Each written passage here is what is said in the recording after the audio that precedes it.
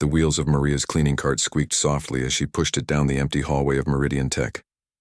It was 11:30 p.m., and the building was finally quiet. No more rushing footsteps, no more phone calls echoing from offices, no more people pretending she didn't exist. She liked this time of night. When the last programmer had gone home and the security guard was making his rounds on the other floors, Maria could finally breathe. She could work without feeling invisible, without having to step aside every few minutes so someone important could pass by.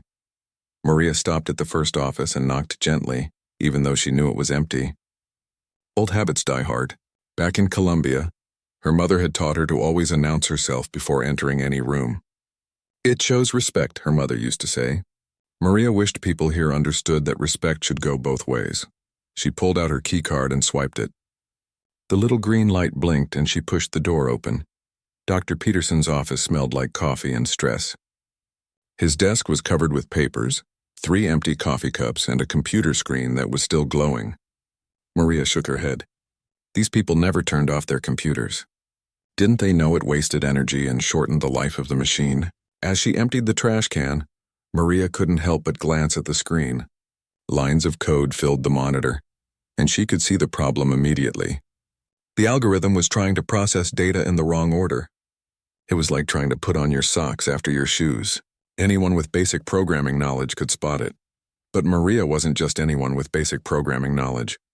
She had spent 6 years studying computer science and electrical engineering at Universidad Nacional de Colombia. She had graduated top of her class twice. She had worked for one of the biggest tech companies in Bogota before her husband got the job offer that brought them to the United States. That was 5 years ago. 5 years of having her degrees dismissed because they weren't from an American university. 5 years of taking English tests and certification exams that cost money she didn't have. 5 years of watching younger, less experienced people get jobs she could do with her eyes closed. Maria finished cleaning Dr. Peterson's office and moved to the next one. This belonged to Kevin, one of the junior developers. Kevin was nice enough. He always said good morning when he saw her, and last Christmas he had given her a gift card to the grocery store. But even Kevin looked right through her most days like she was part of the furniture. Kevin's desk was a disaster. Energy drink cans, candy wrappers, and sticky notes covered every surface. His computer was still on too, showing a debugging session that had clearly been going nowhere for hours. Maria could see the error in the 3rd line of code. It was a simple syntax mistake, the kind of thing that happens when you're tired and not paying attention. She wiped down his desk and organized his papers into neat piles. It wasn't part of her job, but Maria had always been someone who fixed things. It's what had made her such a good engineer back home. She saw problems and she solved them, whether they belonged to her or not. The next office belonged to Lisa Chen, the lead software architect. Lisa was different from the others. She was polite, asked about Maria's family, and even learned to say good morning in Spanish. But Lisa also worked too hard and stayed too late, just like everyone else in this place. Lisa's computer showed a complex diagram of the company's main AI system. Maria paused as she dusted around the monitor. This was the system that controlled traffic lights and power grids for 3 different cities. She had heard the engineers talking about problems with it lately. Random glitches, they called them. Unexplained errors that came and went without warning. But as Maria looked at the system architecture on Lisa's screen, she didn't see random glitches. She saw a pattern. The errors were happening in a specific sequence, like dominoes falling in slow motion. It reminded her of a project she had worked on in Colombia, where a small mistake in the base code had created a chain reaction that took weeks to find. Maria finished cleaning Lisa's office and continued down the hall. Each room told a story. Crumpled papers revealed failed attempts at solving coding problems.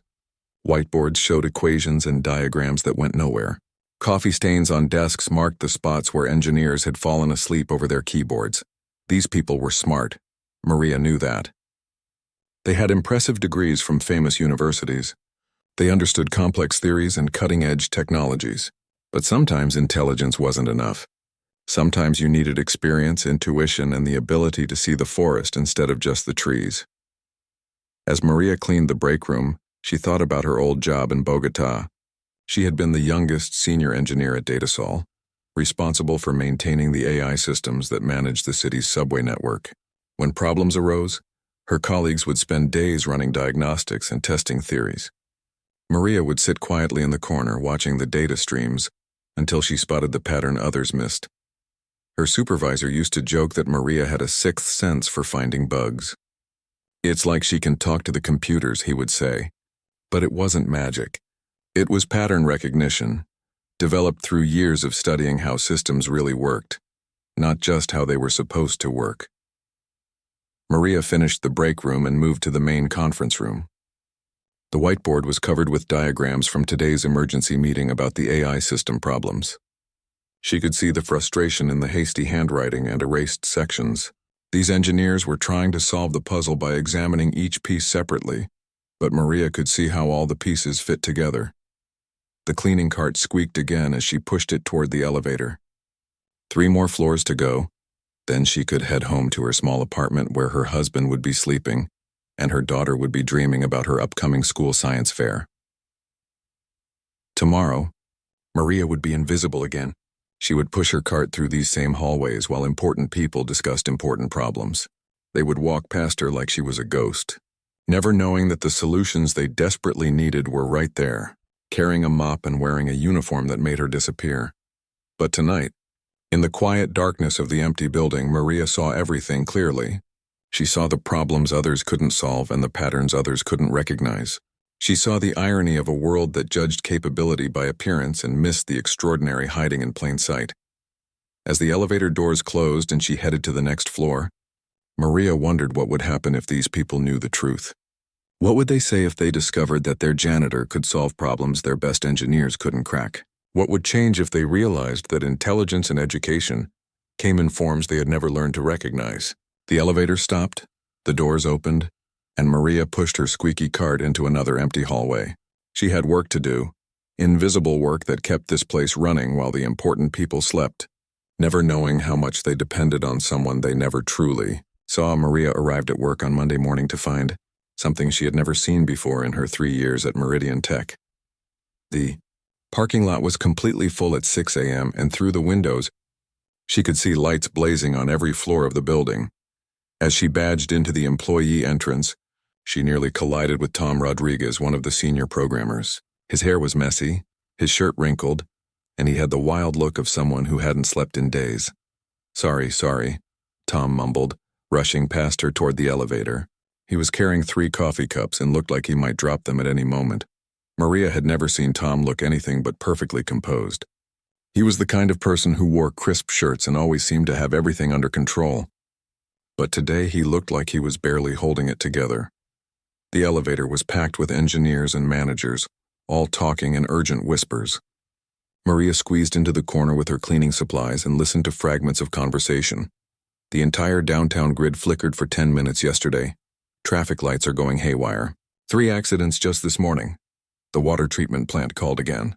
Their system is showing readings that make no sense. Maria's stomach tightened. These weren't random technical problems. These were the symptoms she had been noticing for weeks, the patterns in the code that everyone else seemed to miss. When the elevator reached her floor, Maria stepped out into chaos. The usually quiet hallways buzzed with activity. People rushed between offices carrying laptops and stacks of papers. Phones rang constantly. The conference room was packed with people gesturing at whiteboards covered in diagrams and code. Maria made her way to the supply closet to get her cart, but she could hear every word coming from the conference room. The CEO, Jennifer Walsh, was speaking in a voice that barely contained panic. "We have 72 hours to fix this, people. The mayor's office is breathing down our necks. Channel 7 News is already calling this the smart city disaster. If we can't get our AI system stable, we'll lose every contract we have." Maria knew exactly what system they were talking about. The Integrated City Management Platform, or ICMP, was Meridian Tech's biggest achievement. It connected traffic lights, power grids, water treatment facilities, and emergency services across 3 major cities. When it worked properly, it was like having a giant brain coordinating everything to make city life smoother and safer. But for the past month, that brain had been having seizures. Dr. Peterson's voice cut through the noise. "We've tried everything. Rolling back to previous versions, checking every line of code, running diagnostics on the hardware. The system passes every test we throw at it, but then it fails in real-world conditions. What about the security audit we did last month? Asked Lisa Chen. Could someone have introduced malicious code? We've checked that 6 times, replied Kevin, who sounded exhausted. No external intrusions, no suspicious changes to the code base. Whatever's happening, it's not sabotage. It's something in our own system. Maria began her cleaning routine, but her mind was racing. She had been watching this problem develop for weeks through the code she glimpsed on computer screens during her night shifts. The engineers were looking for a dramatic cause, a big obvious problem that would explain everything. But Maria suspected the truth was smaller and more subtle. As she worked her way through the offices, she saw the evidence of the crisis everywhere. Trash cans overflowed with coffee cups and takeout containers. Whiteboards were covered with desperate calculations. Desk after desk showed computer screens filled with error logs and diagnostic reports. In Dr. Peterson's office, she found him slumped over his keyboard, fast asleep. His computer showed a program that had been running for 16 hours straight, searching through millions of lines of code for anomalies. Maria gently shook his shoulder. Dr. Peterson, you should go home and get some rest. He jerked awake, blinking in confusion. For a moment, he looked at Maria like he couldn't remember who she was. Then his eyes focused and he managed a tired smile. Oh, hi, Maria, I can't go home. We're in the middle of a crisis here. The whole company could go under if we don't figure this out. Maria had never heard Dr. Peterson sound scared before. He was always confident, always ready with a solution. But now he looked like a man watching his world fall apart. Have you eaten anything today? Maria asked. Dr. Peterson looked confused by the question. I don't remember. Maybe yesterday? Maria shook her head and left the office. 20 minutes later, she returned with a sandwich from the cafeteria and a fresh cup of coffee. Dr. Peterson looked up at her with surprise. You didn't have to do that. You can't think clearly when you're hungry, Maria said simply. Take 10 minutes to eat this. The problem will still be here when you're done. As Dr. Peterson ate, Maria pretended to dust his bookshelf while listening to his phone calls. He was coordinating with city officials, trying to explain why their smart traffic system had caused a backup that stretched for miles during rush hour. No, sir, we don't know why it happened, Dr. Peterson said into the phone. Our logs show that the system was functioning normally, and then suddenly it treated a major intersection like a parking lot. We're working around the clock to find the cause.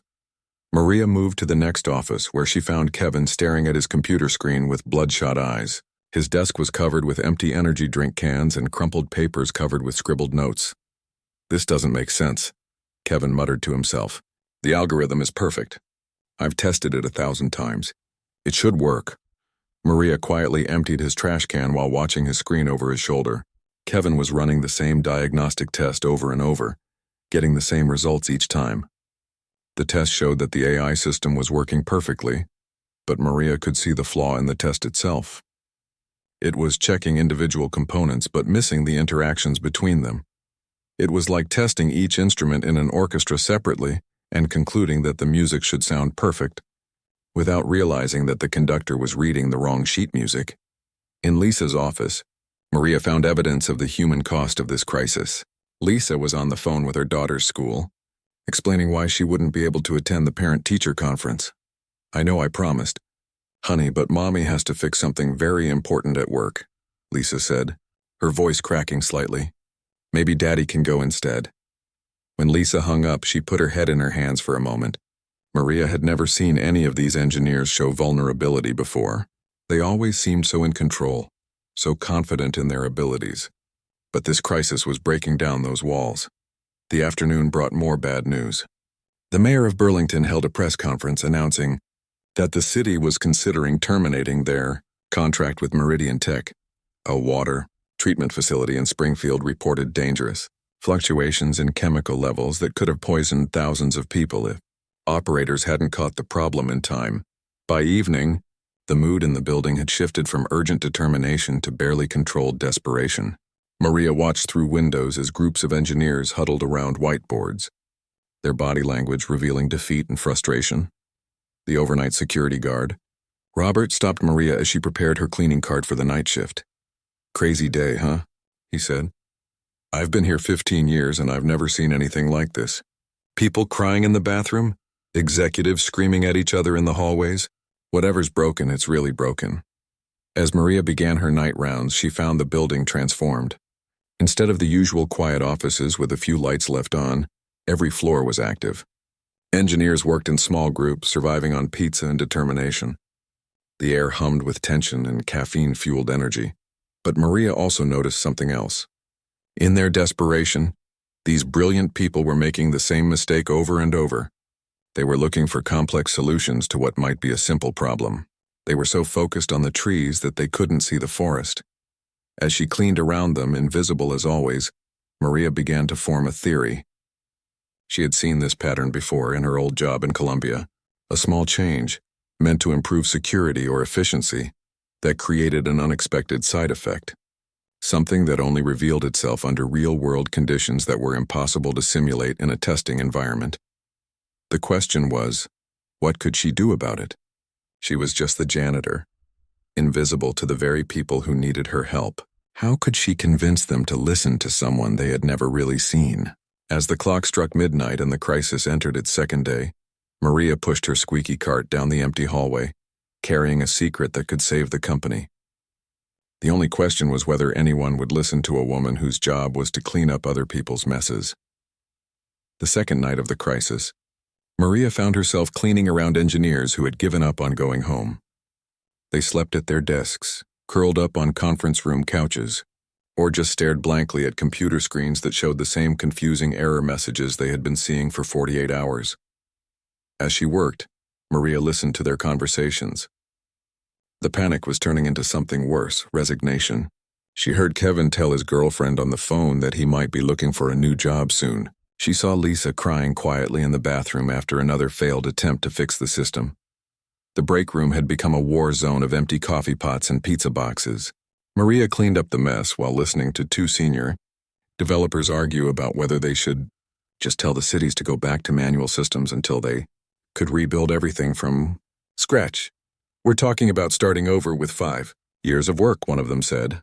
Even if we had the funding, which we won't after this disaster, it would take 2 years minimum. What choice do we have?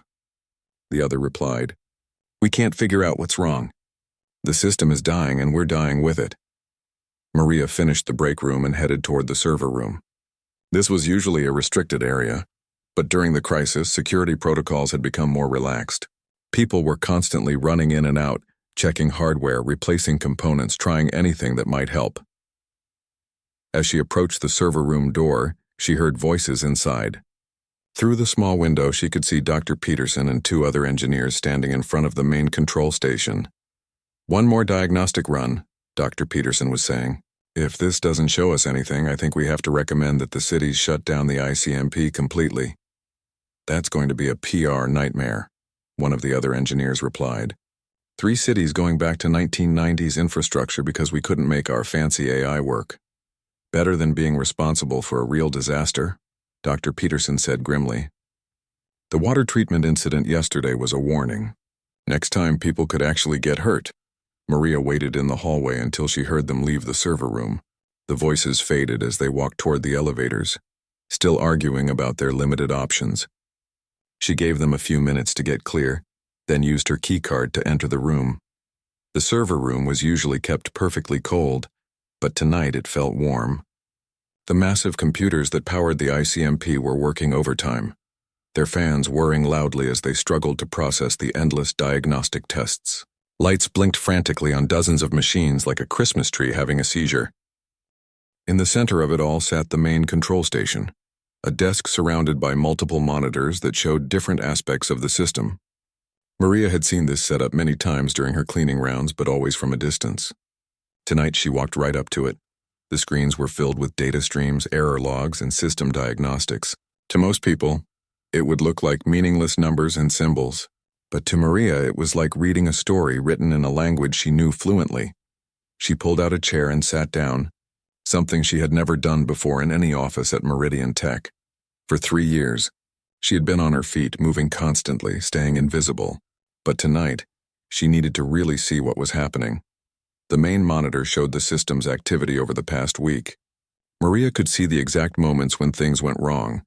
A traffic light malfunction at 3:17 p.m. on Monday, a power grid fluctuation at 7:22 a.m. on Tuesday, water treatment anomalies at 11:45 p.m. on Wednesday. Each incident looked random, but Maria could see the thread connecting them. She opened another window and began tracing the code pathways that led to each failure. It took her 20 minutes of careful analysis, but eventually she found it. Hidden deep in the system architecture was a small routine that was supposed to update security protocols. It had been installed 3 weeks ago as part of a routine maintenance patch. The security update was working exactly as designed, but it had an unintended side effect.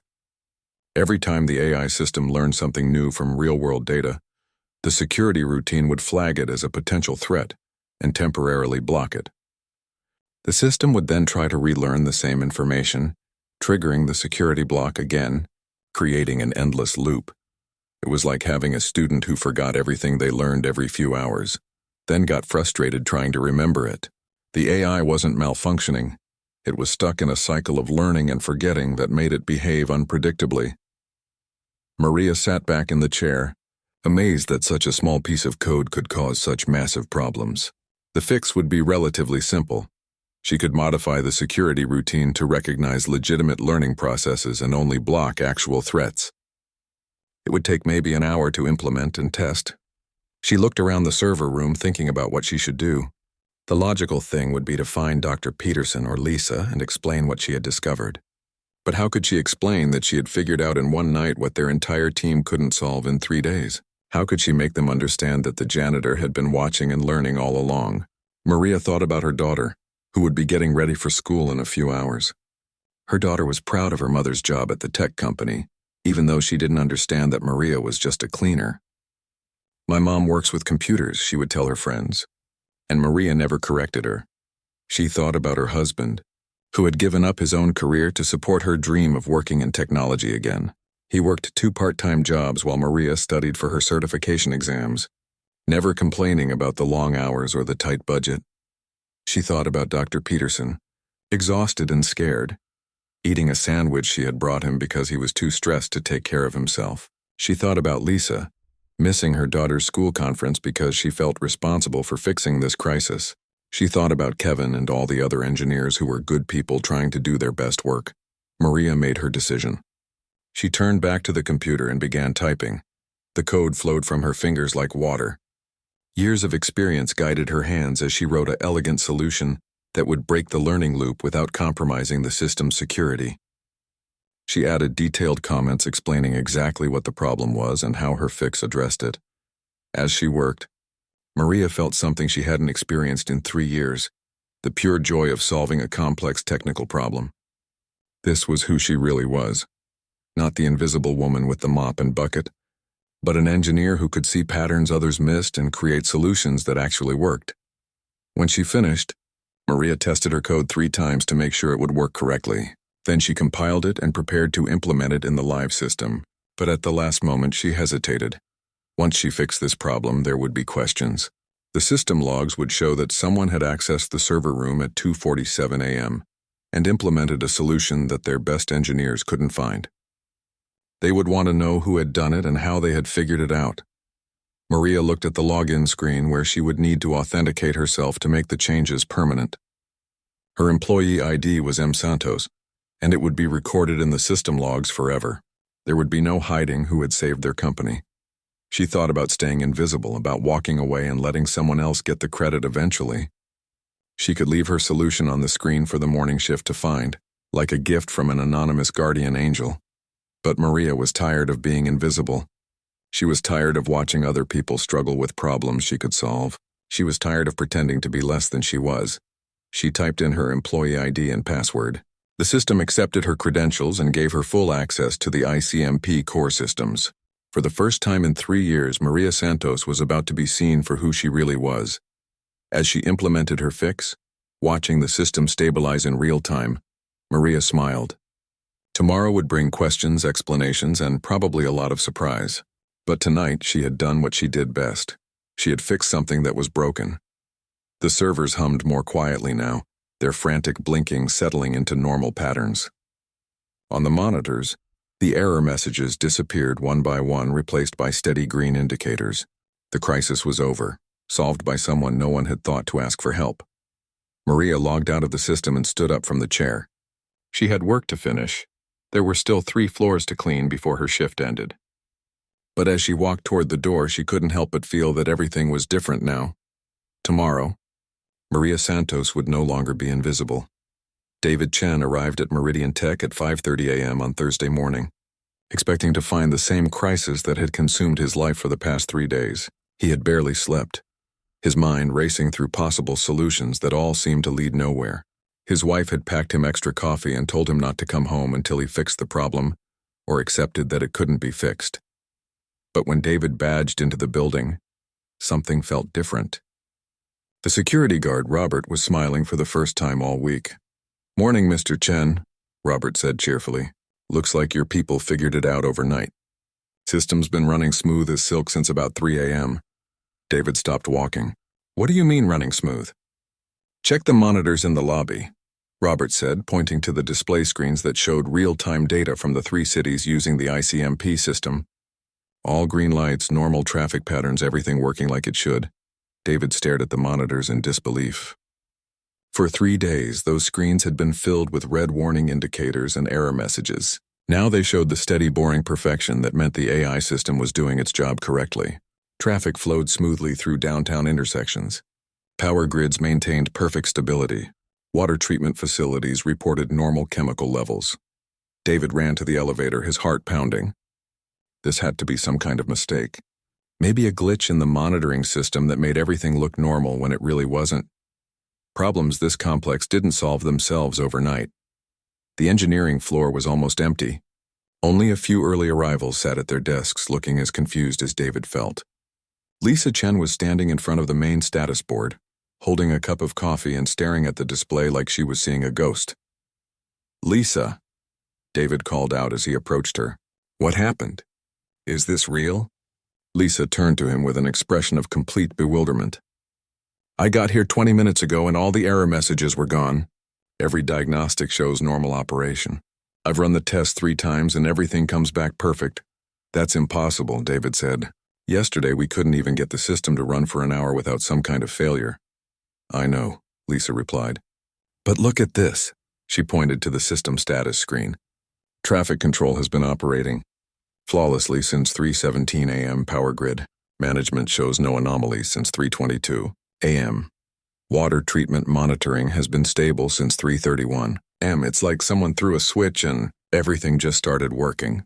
Dr. Peterson arrived while they were talking, looking haggard but hopeful. He had obviously gotten the same call that brought David and Lisa in early. "Please tell me this is real and not some kind of cruel joke," Dr. Peterson said.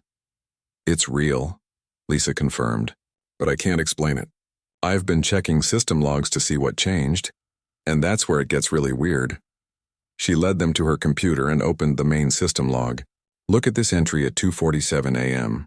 Security loop resolution implemented by M. Santos Facilities. Then there's a link to a code modification that was uploaded and compiled at exactly that time." David frowned. "Who is M. Santos in Facilities? Is that someone from the IT support team?" "That's what I thought," Lisa said. "But when I looked up the employee ID, it comes back to Maria Santos. She's..." Lisa paused, looking uncomfortable. "She's one of the night cleaning staff." "The janitor?" Dr. Peterson asked, his voice rising in disbelief. "The system was fixed by our janitor?" "According to the logs, yes," Lisa said. "But that has to be some kind of error. Maybe someone used her login credentials by mistake." David was already pulling up the code modification on his computer. What he saw made him sit down heavily in his chair. The solution was elegant, efficient, and absolutely brilliant. Whoever had written this code understood the ICMP system better than most of the engineers who had built it. "This isn't some random fix," David said slowly. "Look at this documentation." The programmer identified the exact source of the problem, a recursive loop in the security protocol that was causing the AI to lose its learning progress every few hours. The solution creates a buffer system that preserves legitimate learning while maintaining security protocols. Lisa leaned over his shoulder to read the code. "This is graduate-level computer science.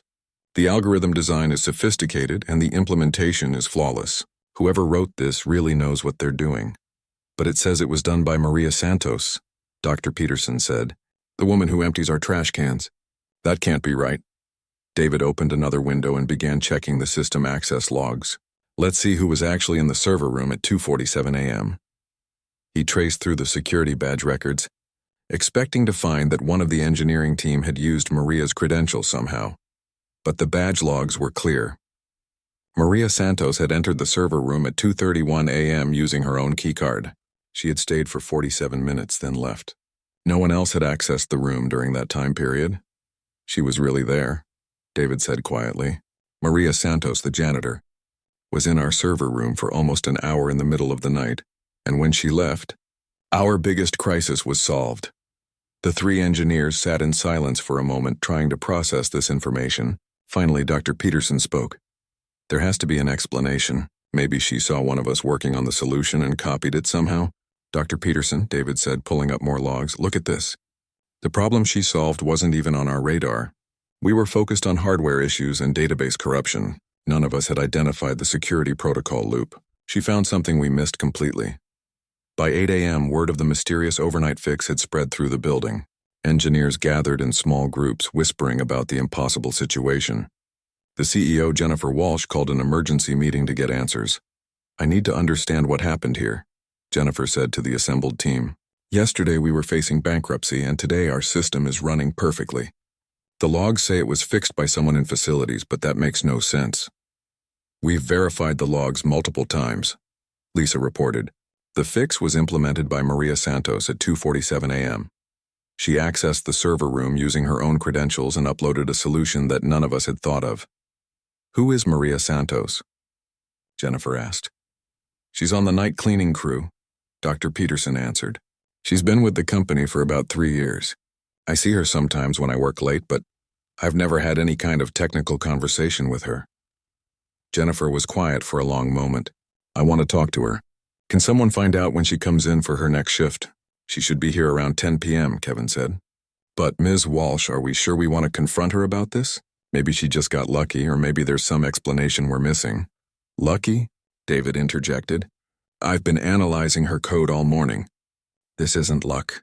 This is the work of someone who understands our system better than we do. She didn't just fix the problem. She documented it so clearly that I could teach a class with her explanation. Jennifer looked around the room at her engineering team. These were some of the smartest people she had ever worked with.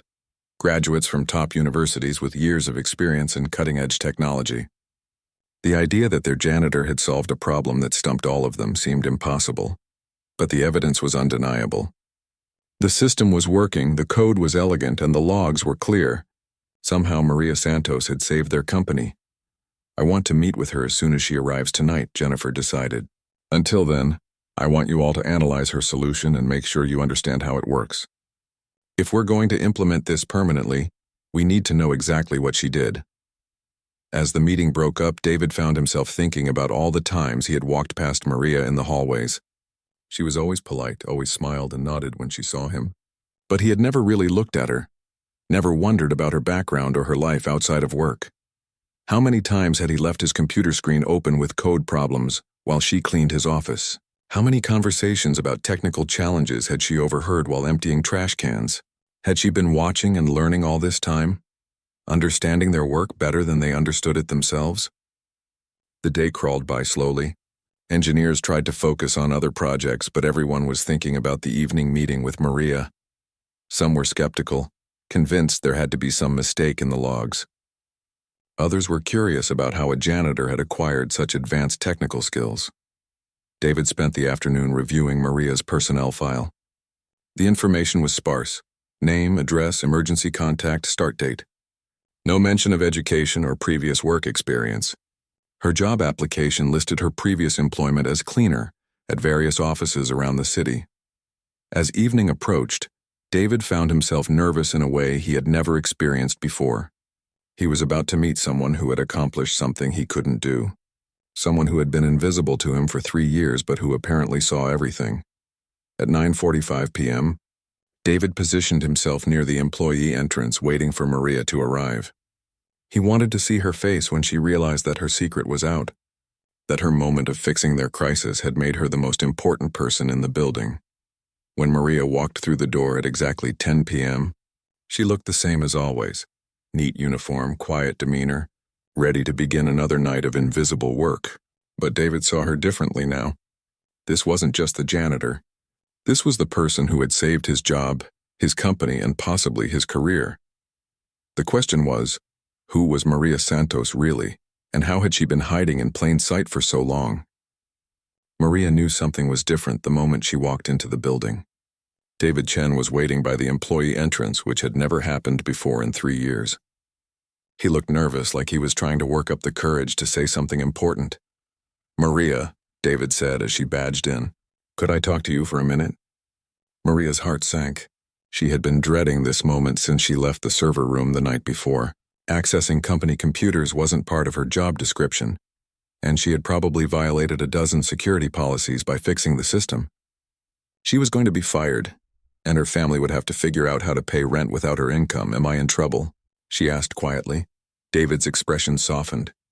"No, you're not in trouble. But we need to ask you about something that happened last night. The system that was causing all our problems? It's working perfectly now, and the logs show that you fixed it." Maria felt her face flush with embarrassment. There was no point in denying it. The evidence was right there in the computer records. "I'm sorry. I know I wasn't supposed to touch the computers. I just saw the problem and I knew how to fix it, and I thought maybe—" "Maria," David interrupted gently, "you're not in trouble.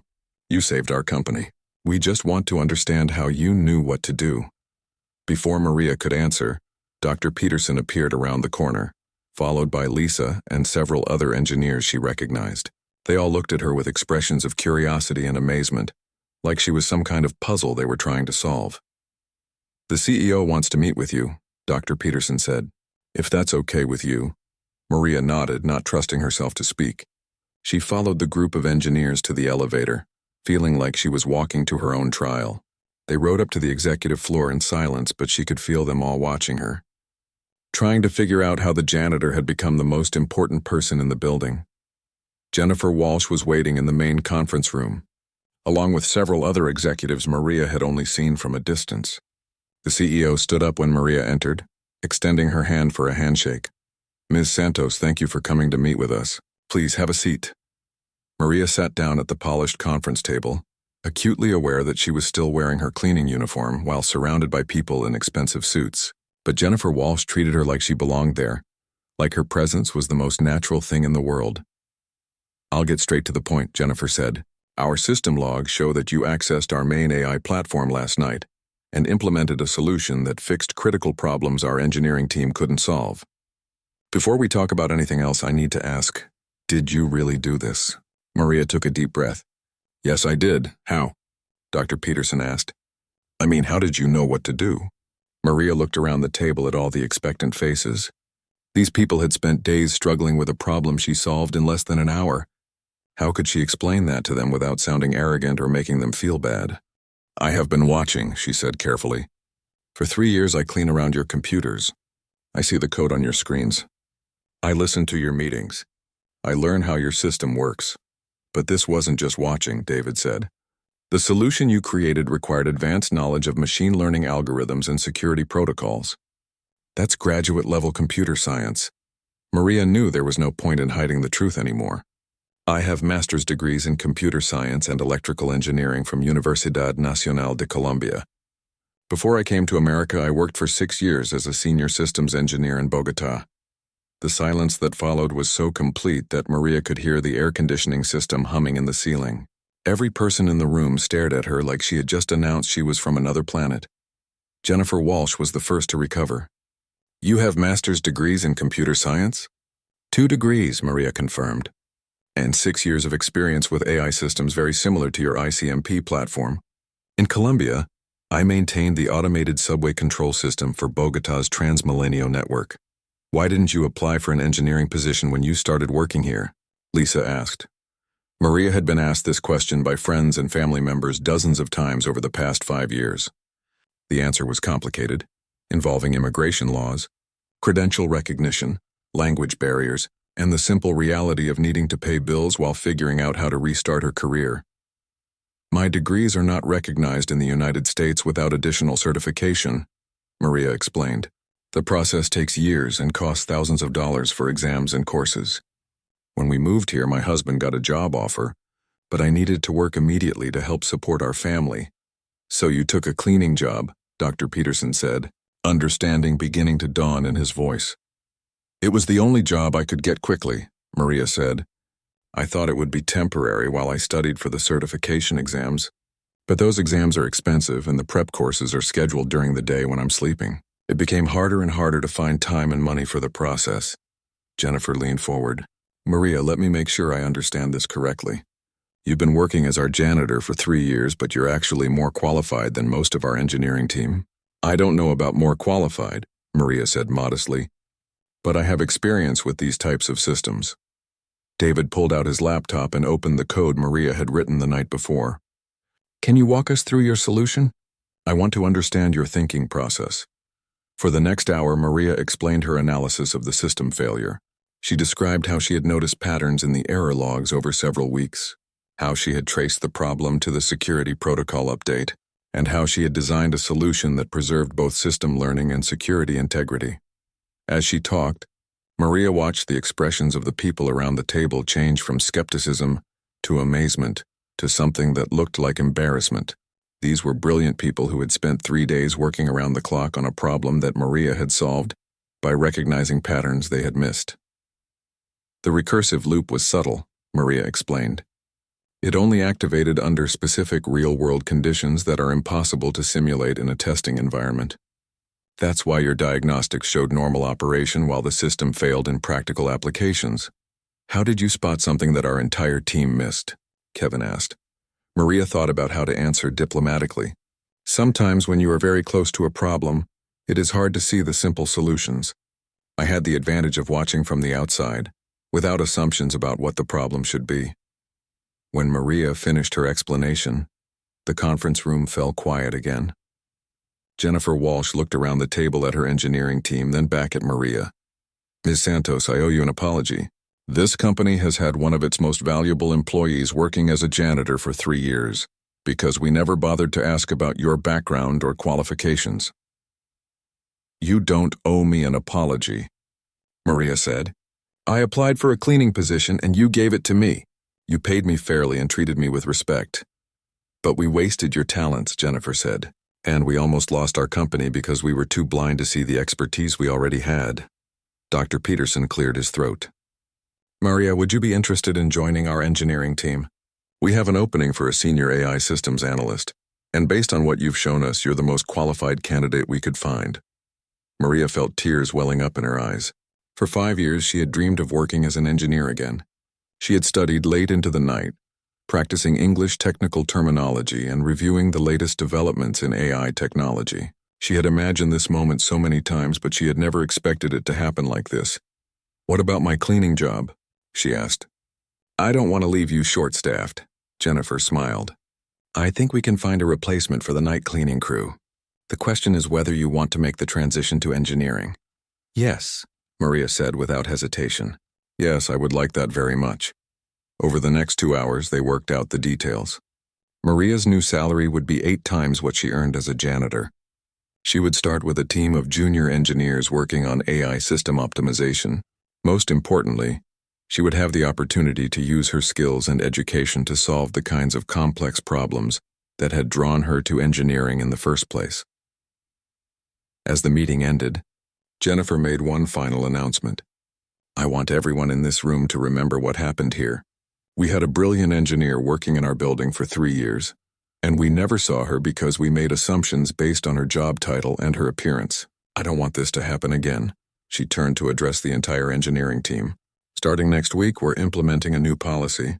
Every employee in this company, regardless of their current position, will have the opportunity to submit ideas for technical improvements or to apply for positions that match their qualifications. We're going to start looking at the people we work with instead of just walking past them. When Maria finally left the conference room, she found David Chen waiting for her in the hallway. I have to ask, he said. All those times I left my computer screen open with coding problems, were you actually looking at them? Maria smiled.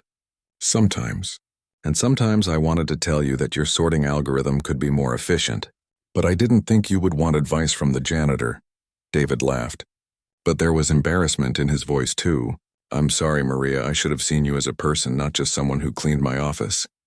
You were always polite, Maria said. That meant more to me than you know. As Maria walked back to the elevator, she thought about calling her husband with the news.